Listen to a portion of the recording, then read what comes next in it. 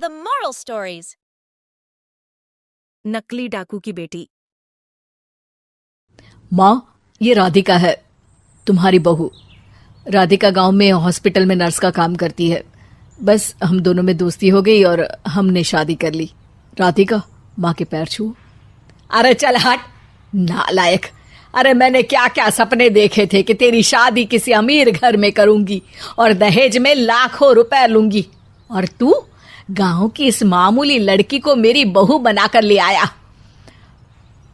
लेकिन बेटे की जिद के आगे सुनीता देवी मजबूर हो जाती है। राधिका सुनीता देवी को फूटी आंख भी नहीं भाती थी। तुम चिंता मत करो भाग्यवान, हम दोनों मिलकर अपनी बहू को इतना सताएंगे कि वो हमसे तंग आकर ये घर छोड़कर चली जाएगी। फिर हम अपने बेटे की शादी किसी बड़े सेठ की बेटी से कर देंगे, ठीक है? अगले दिन सुनीता देवी अपने बेटे का कमरा साफ कर रही होती है। तभी बहू के सामान में उसे एक बड़ी बड़ी मूंछों वाले आदमी की तस्वीर दिखाई देती है और उसके कंधे पर एक बड़ी सी बंदूक टंगी होती है। तस्वीर के नीचे लिखा होता है डाकू मंगल सिंह। ये किसकी तस्वीर है बहू? ये मेरे पिताजी की तस्वीर है। बस फिर क्या था, ये सुनते ही सुनीता देवी के हाथ पैर कांपने लगते हैं। वो भागती हुई सीधा अपने पति के कमरे में जाती है। अरे गजब हो गया जी, गजब। अरे क्या हो गया भाग्यवान? हमारी बहू एक मशहूर डाकू मंगल सिंह की बेटी है। हे भगवान, अब क्या होगा? क्या कहा? डाकू मंगल सिंह? अरे मर गए रे। सुना है वो तो बड़ा ही खतरनाक डाकू है, मारता ज्यादा है गिनता कम है। लोग पुलिस वाले भी उसके नाम से कांपते हैं। अरे सुना है वो तो हर हफ्ते 2-4 लोगों का ऊपर का टिकट कटवा ही देता है। हे भगवान, अब हम क्या करेंगे? ये हमारे नालायक बेटे ने कैसी मुसीबत हमारे गले बांध दी। हाँ वो तो है, अगर हमने बहू को जरा भी तकलीफ दी तो उसका बाप मंगल सिंह हमें गोली से उड़ा देगा। अब जो मैं कहता हूँ उसे ध्यान से सुनो। तुम बहू से बिल्कुल घर के काम मत करवाना, और ध्यान रहे उसे किसी प्रकार की तकलीफ नहीं होनी चाहिए, समझ गई ना? और ऐसा ही होता है। अगले दिन सुनीता देवी रसोई में खाना बना रही होती है कि तभी, ये क्या माँ जी, मेरे रहते आप खाना बना रही हैं? चलिए हटिए, मैं खाना बना देती हूँ। अरे नहीं नहीं बहू, तू यहाँ क्यों आ गई? जा, तू अपने कमरे में जाकर आराम कर, मैं खाना बना लूंगी। सुनीता देवी जिद करके राधिका को भेज देती है।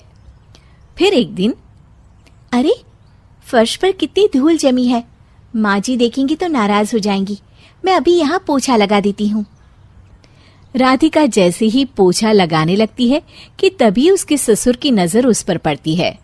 बंसीलाल भागता हुआ वहां आता है। अरे नहीं नहीं बहू, तुम ये क्या गजब कर रही हो? बहू तो बेटी समान होती है और हम ना अपनी बेटियों से काम नहीं करवाते। तुम आराम से बैठकर YouTube पर किड लॉजिक चैनल की सास बहू की कहानियां देखो। वो लोग ना बहुत अच्छी अच्छी कहानियां बनाते हैं। सच? आप देखते हैं? अरे मैं तो रोज देखता हूँ। शहर की बहू तो मेरी फेवरेट कहानी है। हाँ, ये कहकर बंसीलाल पोछा लगाने लगता है।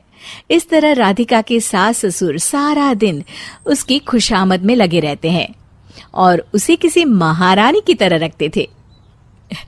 कैसा लगा बहू? पिज्जा टेस्टी तो है ना? अच्छा, मीठे में क्या खाओगी बोलो तो?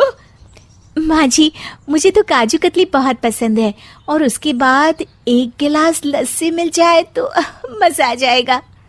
ये सुनते ही सुनीता देवी अपने पति को कोहनी मारते हुए कहती है, अरे सुना नहीं बहू क्या मांग रही है? जल्दी से भागकर बाजार जाइए और सब खरीद कर ले आइए। हाँ हाँ भाग्यवान, अभी जाता हूँ। राधिका की तो 5 उंगलियां घी में थी। वो तो अपने ससुराल में मजे कर रही थी। दूसरी तरफ राधिका की सास उसके लिए कभी नई साड़ी खरीद लाती तो कभी उसके लिए नए गहने बनवा देती। फिर एक दिन डाकू मंगल सिंह अपनी बेटी राधिका से मिलने अपने आदमियों के साथ आता है। उन सबको देखते ही राधिका के सास ससुर डर के मारे कांपने लगते हैं मर गया रे। डाकू मंगल सिंह तो सच में कितना डरावना दिखता है, ऊपर से इतनी बड़ी बंदूक लेकर घूमता है। कैसे हैं समधी जी? क्या हुआ? आप इतना घबरा क्यों रहे हैं? और आपको इतना पसीना क्यों आ रहा है? आपकी तबीयत तो ठीक है ना? जी अभी तक तो ठीक है, पर लगता है बहुत जल्द खराब होने वाली है। क्या कहा आपने? जी कुछ नहीं, बताइए बताइए कैसे आना हुआ। दरअसल आज आपके शहर में हमारी नाटंकी मंडली का प्रोग्राम है, तो इसी बहाने सोचा बेटी का ससुराल भी देखता चलूं। ये सुनते ही राधिका के सास ससुर हैरान हो जाते हैं। क्या कहा? आप नौटंकी में काम करते हैं? हाँ माँ जी, पिताजी डाकू की एक्टिंग बहुत अच्छी करते हैं, उन्हें तो कई अवार्ड भी मिल चुके हैं। और ये बंदूक, ये तो असली लगती है। तभी राधिका के पिताजी अपनी नकली मूंछ निकालते हुए कहते हैं, इस मूंछ की तरह यह बंदूक भी नकली है।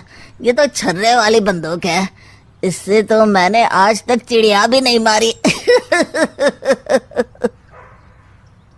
और खोदा पहाड़ और निकला चूहा। इसका बाप तो मामूली नौटंकी वाला निकला, और हम इससे डर कर बहू की नौकरों की तरह सेवा कर रहे थे। आपने सही कहा जी, इसके पीछे मेरे कितने पैसे खर्च हो गए, और काम कर करके मेरी तो कमर टूट गई सो अलग। अरे बहू, तूने अपने पिताजी के बारे में हमें पहले क्यों नहीं बताया? राधिका मुस्कुराते हुए कहती है, आपने तो कभी पूछा ही नहीं ना माँ जी।